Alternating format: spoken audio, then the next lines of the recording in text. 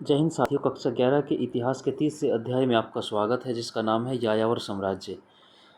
इस अध्याय को हम लाइन वाइज पढ़ने का प्रयास करेंगे और साथ साथ आवश्यक जानकारी भी शेयर करते रहेंगे जो आपके लिए लाभकारी होगी।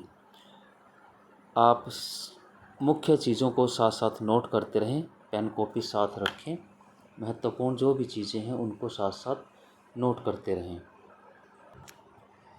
चैनल को लाइक करें, सब्सक्राइब करें और साथ साथ इन वीडियोज़ को शेयर भी करते रहें। देखिए, यायावर साम्राज्य का अभिप्राय क्या होता है।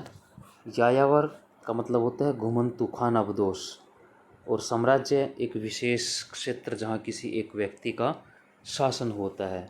राज्य एक छोटा, लेकिन साम्राज्य एक बहुत बड़ा विशाल क्षेत्र।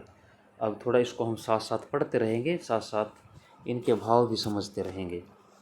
यायावर साम्राज्य की अवधारणा, ये जो एक भाव है यायावर साम्राज्य का, विरोधात्मक प्रतीत हो सकती है। विरोधात्मक, आपस में विरोध कैसे हो सकता है, क्योंकि यायावर का मतलब घुमंतु है, घूमने फिरने वाले, खानाबदोश जो एक स्थान से दूसरे स्थान पर घूमते रहते हैं।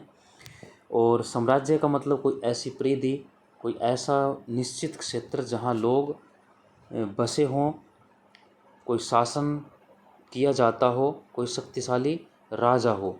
तो अब घूमने फिरने वाले लोगों का शासन कैसे हो सकता है, जो घुमंतु जातियां हैं वे एक साम्राज्य के रूप में कैसे हो सकती हैं। तो इस वजह से इसको विरोधात्मक कहा गया कि इन दोनों शब्दों का अगर हम भावार्थ अलग है, लेकिन शाब्दिक अर्थ इन दोनों का अलग है। शाब्दिक अर्थ यायावर घुमंतु है, साम्राज्य एक निश्चित स्थान पर किसी विशेष शक्तिशाली राजा के अधीन प्रजा का रहना, किसी विशेष भौगोलिक क्षेत्र में शासन होना। तो ये दोनों विरोधी इसलिए प्रतीत होती है, लेकिन भाव इनका अलग है। यहाँ विरोध इनके जो शाब्दिक अर्थ हैं उनकी वजह से है। तर्क यह दिया जा सकता है कि यायावर लोग मूलतः घुमक्कड़ होते हैं, जो घूमते रहते हैं एक स्थान से दूसरे स्थान पर। और यह भी कहा जाता है कि ये सापेक्षिक तौर पर अविभेदित आर्थिक जीवन, यानी कि प्राय आमतौर पर क्या करते हैं, अविभेदित का मतलब जो एक जैसा आर्थिक जीवन इनका होता है, घूमने फिरने का। इनका जो आर्थिक जीवन है वो एक जैसे कि पशुपालन है, शिकारी हैं, आज यहाँ है कल कहीं और हैं। तो इनका जीवन जो है, आर्थिक जीवन एक जैसा होता है।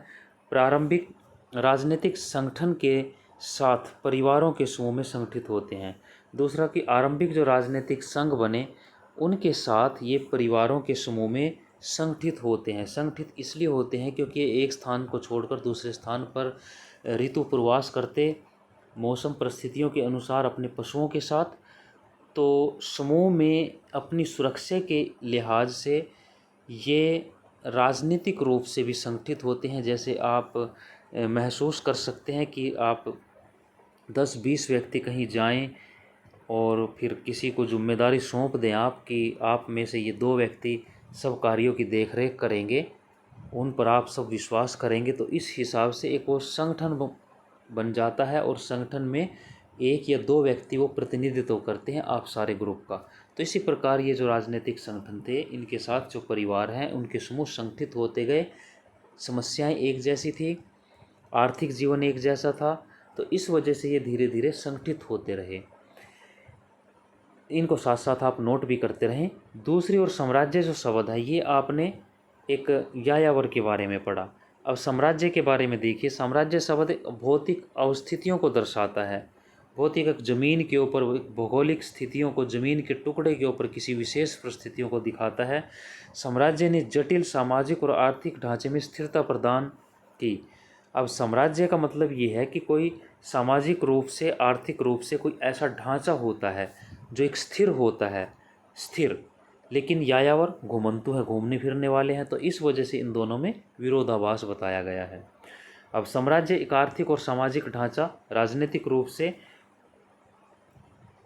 सुपरिष्कृत प्रशासनिक व्यवस्था के द्वारा, कि भाई वहाँ एक बहुत ही बाइफरकेटेड, एक सुधरी हुई प्रशासन, शासन चलाने की कोई व्यवस्था भी होगी, और एक व्यापक प्रदेश, भूभागीय प्रदेश में सुचारू रूप से शासन प्रदान किया।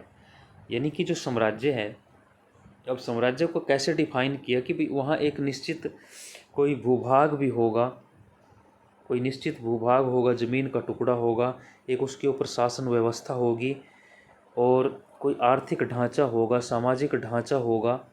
तो ये सारी चीज़ें एक साम्राज्य को निर्धारित करती हैं जो निश्चित हैं।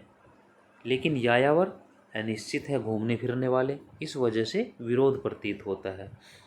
लेकिन यहाँ ये दिखाया गया है कि साम्राज्य जो है उसके लिए ये चीज़ें ज़रूरी होती हैं, निश्चितता होती है, स्थिरता होती है, ज़मीन का कोई भूभाग होता है, आर्थिक सामाजिक कोई ढांचा तैयार होता है, प्रशासन चलाने की कोई इकाइयाँ स्थापित होती हैं, ये सारी चीज़ें। लेकिन कई बार जो समाजशास्त्री हैं, जो समाज का अध्ययन करने वाले हैं, परिभाषाएं जो हैं उनकी वो बहुत ही संकीर्ण होती हैं, छोटी दायरे की होती हैं, छोटी सोच की, और गैर ऐतिहासिक हो जाती हैं। गैर ऐतिहासिक जिसका इतिहास से शायद कोई ज़्यादा संबंध ना हो, क्योंकि वे किसी बंधे बंधाए सांचे में उन्हें ढाल लेते हैं कि भाई जो बंधा बंधा हुआ सांचे का मतलब जो पहले से कोई ऐसी परिपाटी नियम चला रहा है, किसी चीज़ को देखकर आप उसी में उसको भी उड़ेल देते हैं। ये परिभाषाएं तब त्रुटिपूर्ण सिद्ध होती हैं जब हम यायावर समूहों द्वारा निर्मित उनके साम्राज्य संबंधी संगठनों का अध्ययन करते हैं। और इसी प्रकार यायावर जो समूह हैं, यहाँ भी इसी प्रकार की परिभाषाएं उनकी त्रुटिपूर्ण साबित हुई कि जब यायावर जो समूह हैं इन्होंने जो साम्राज्य कायम किया, संगठन जो तैयार किया, यहाँ भी उनकी धारणाएं त्रुटिपूर्ण और बंधे बंधाए सांचे में पहले से जो अवधारणाएं चली आ रही थी उसी में निर्मित हुई। इसी का हम यहाँ आगे अध्ययन करेंगे। अध्याय 4 में, अब इसको लाइन को छोड़ दें आप, क्योंकि अध्याय 4 नहीं है, अब ये पुराना सिलेबस इन्होंने चेंज तो कर दिया लेकिन इसमें अभी कोई परिवर्तन नहीं किया इन्होंने। कुछ चैप्टर आपके बीच में से काट दिए गए। इस्लामी राज्यों में निर्धारण जो आपने, इसको छोड़ दें आप, ये जो लाइन है इसको हम छोड़ देते हैं क्योंकि इसका हमारे से कोई संबंध नहीं है इस समय।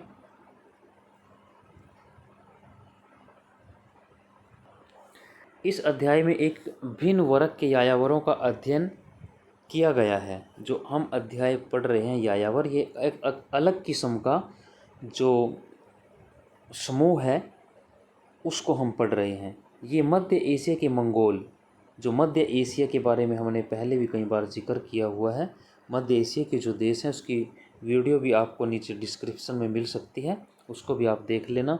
जिन्होंने 13वीं और 14वीं सदी में पार द्वीपीय साम्राज्य की स्थापना चंगेज़ खान के नेतृत्व में की थी।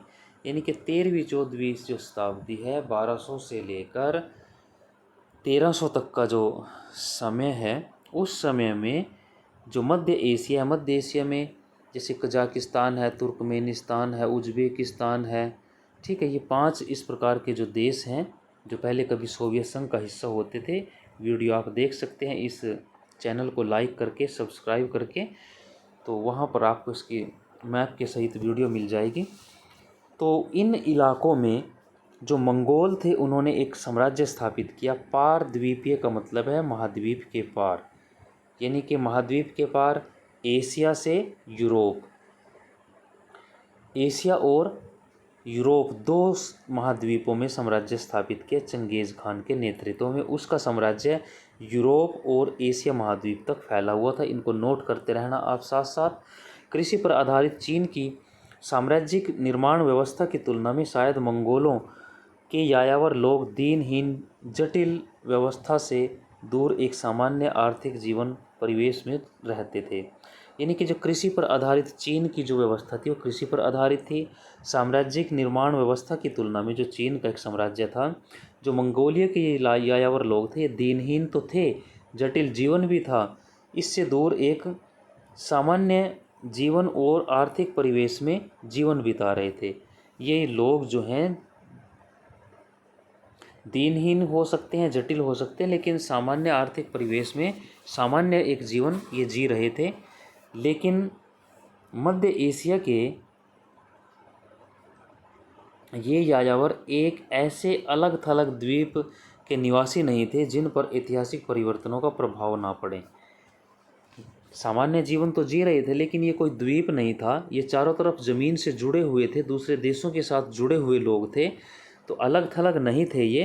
तो इन देशों का जो पड़ोसी देश थे इनके ऊपर प्रभाव पड़ता था और उनका दूसरे देशों पर। इन समाजों ने एक विशाल विश्व में के अनेक देशों से संपर्क रखा। विश्व के जो विशाल बड़े बड़े देश थे उनके साथ इन्होंने अपने संबंध बनाए रखे, उनके ऊपर अपना प्रभाव भी छोड़ा और उनसे बहुत कुछ सीखा जिनके वे एक महत्वपूर्ण अंग थे।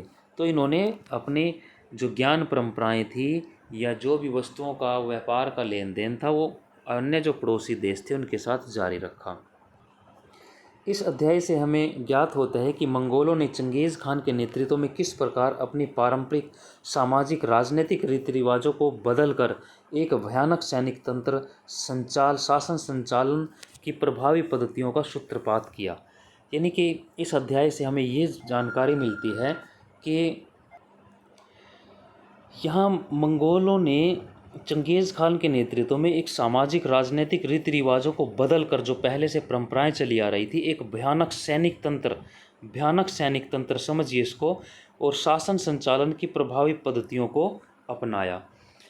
मंगोलों के सामने चुनौती ये थी कि वे अपने स्टेपी परंपराओं के जरिए हाल ही में जो जीते गए क्षेत्र हैं उनका शासन नहीं चला सकते थे। इस वजह से नए क्षेत्रों में उन्हें तरह तरह के लोगों और अर्थव्यवस्थाओं और धर्मों का सामना करना पड़ा। यानी कि स्टेपी घास के जो मैदान थे, ठंडे इलाके, मंगोल इलाका था ये सारा मंगोलिया का। तो यहाँ इन्होंने जो अलग अलग प्रदेशों को जीता उनमें अपनी जो परंपराएं थी मंगोल उनको पूर्णतः लागू करने में इनको दिक्कत आई, क्योंकि वहाँ के लोग, अर्थव्यवस्था और धर्म जो हैं अलग थे। तो इन्होंने एक भयानक सैनिक तंत्र स्थापित किया। विश्व के सबसे शक्तिशाली खौफनाक जो एक ये कहिए कि जो शासन थे उनमें चंगेज़ खान मंगोलों का शासन विश्व में इतिहास में प्रसिद्ध है। अपना यायावर साम्राज्य बनाने के लिए उन्होंने अनेक कदम उठाए, समझौते भी उन्होंने किए। इस साम्राज्य का यूरेशिया के इतिहास पर बहुत गहरा प्रभाव पड़ा। इसने मंगोलों के समाज के चरित्र और संरचना को हमेशा के लिए बदल डाला। अब यूरेशिया, यूरोप प्लस एशिया, दोनों का साझा नाम यूरेशिया, यूरोप और एशिया। यायावर जो साम्राज्य था उन्होंने जब इन दूसरे क्षेत्रों में कदम बढ़ाए, इलाकों को जीता, तो वहाँ समझौते भी करने पड़े, वहाँ की अर्थव्यवस्था, लोगों और धर्मों के हिसाब से कुछ परिवर्तन भी करने पड़े। तो इस साम्राज्य का यूरोप और एशिया दोनों पर बहुत गहरा इतिहास पर प्रभाव पड़ा। इसने मंगोलों का जो चरित्र था, संरचना थी, उसको भी हमेशा के लिए बदल डाला। तो यहाँ हम इस मंगोल साम्राज्य के बारे में पढ़ेंगे।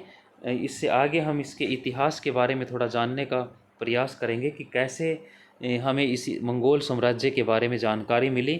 तो थोड़ा क्षमा करना, किसी कारण से वीडियो छोटी है। नेक्स्ट वीडियो में हम इसको कंप्लीट करते हैं। किसी कारणवश तकनीकी किसी कारण की वजह से ये वीडियो यहीं रोकी जा रही है। तो नेक्स्ट हम दूसरे पार्ट में इसको करते हैं। तो चैनल को लाइक करें, आप सब्सक्राइब अवश्य करें। धन्यवाद। जय हिंद।